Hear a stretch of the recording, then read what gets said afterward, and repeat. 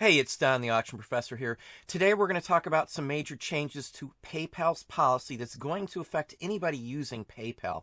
I'm not saying it's good, I'm not saying it's bad, it's just the facts of the matter. If you didn't know, starting October 11th, if you refund a buyer for the purchase for whatever reason, they are keeping the initial processing fees and will not refund you that. There won't be any charge for the refund, but again, as of October 11th. This was announced in a letter. It's been across the internet as well. This is something they tried in the beginning of the year. Everybody complained and it didn't go through. This one's a done deal. They said they're done. This is it. This is the way it's going to be going forward. They announced that it was the industrial standard average, which it is and it isn't. Some use it, some don't. PayPal, which was founded by Elon Musk, if you didn't know, he was one of the co-founders of it. It was set up specifically as its own entity. Now everybody's copying it. So Stripe, which is one of PayPal's leading competitors, has the same principles. Stripe also charges 2.9% processing fees for the gross amount coming in.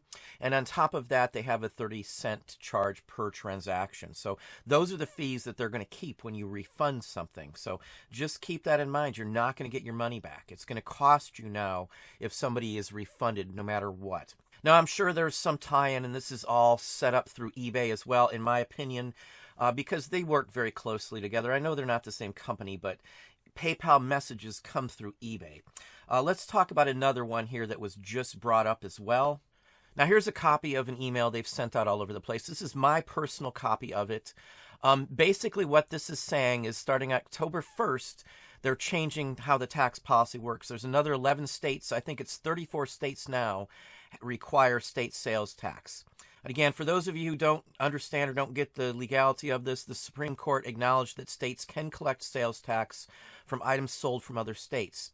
That's a law in states. It's not a federal technical law, but all the states can enact this law. And as it's going, more and more have done it. It's up to 34. It's just a matter of time before the other 16 do it.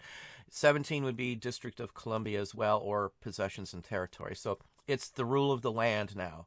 Pretty much every state's going to have this enacted within the next short time frame, I am sure, because it's money sitting on the table. Good, bad, or indifferent, we have no choice but to pay the taxes. It's the same thing if you're selling used items in an antique store or a thrift store, you pay taxes on it. It's the same basic principle. It's something that's been around for 100 years or more, this type of tax. And what this says here, word for word, I will read it. In states where eBay is required to collect internet sales tax from buyers, orders total sent for processing will reflect the gross order amount inclusive of tax. So that inclusive wording of tax means that tax is going to be included in the gross amount. So what that means is your tax, the amount of tax you collect from the buyer is going to be included in what they process, the gross amount. That is also where they get the percentage from. So in essence, they will be collecting a 2.9% processing fee on the taxes collected. I said this would happen last year when this started to roll in, and that's all they're doing. They're recouping the costs, whether there are some or not, from us as the seller now. So the buyer pays a specific amount of taxes, no extra. We pay a processing fee now on those taxes to PayPal, 2.9% of the total amount collected. That includes taxes now. That is what that inclusive statement means. Inclusive means it includes. So you are now paying fees on taxes that you collect. Now, I know a lot of people are going to have a problem with that. I don't think it should necessarily be done. I do understand it from a corporate standpoint. It's a processing service. My opinion as well, too, is that eBay is getting part of this back at the end of the day because eBay is facilitating the collection and PayPal is processing it. So I would bet you $1 million at the end of the day, again, opinion, that eBay and PayPal have a deal where some of this money comes back to eBay for their part in the transaction of the taxes in general. So again, that's what I would take this as meaning. Now, would I pay for someone to handle the sales tax for me? Yes.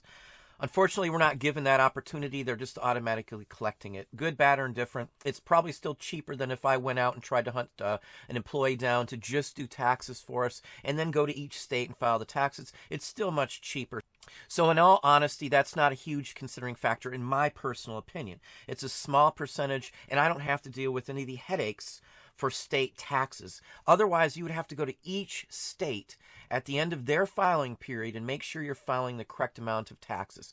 I would rather pay a small 2.9% fee on the taxes, which is what's going to be happening going forward with PayPal. So these are two big changes. Again, the first change is that as of October 11th, if you refund a buyer, they keep all processing fees from the initial payment. The refund is free, but you're still losing the initial costs that you paid to PayPal for that. And then secondly, you are now going to be paying a processing fee on taxes collected through eBay and processed through PayPal. Those are the two main changes. They did change some of the error reporting issues, so if you find an error on your account, you might want to read the update. It was just sent out probably to everybody. I have a copy of it.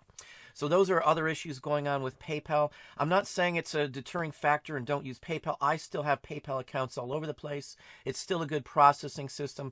Stripe, their competitor, does the exact same thing, as do a few others, but it's not the leading factor. Most companies don't do that when a refund is initiated. So your take on it is your take. My take on it is I'm okay with it only because I don't have to collect the money and then file it with 50 different people. The returns, on the other hand, is a little different. It's a little touchy. Again, they're following their competitor. Stripe could overtake PayPal at some point. Again, my opinion, look at the financials, look at the two companies. They're mimicking and mirror images of themselves. So PayPal has tried to mirror Stripe, and Stripe has taken on most of their business-oriented style and policies. So anyway, that's what I have for you today. If you didn't know that, hopefully that gave you some good information. If you enjoyed the video, please hit that like button down below. You can also hit the bell icon to be notified if I post new content or go live. Subscribe and tell a friend.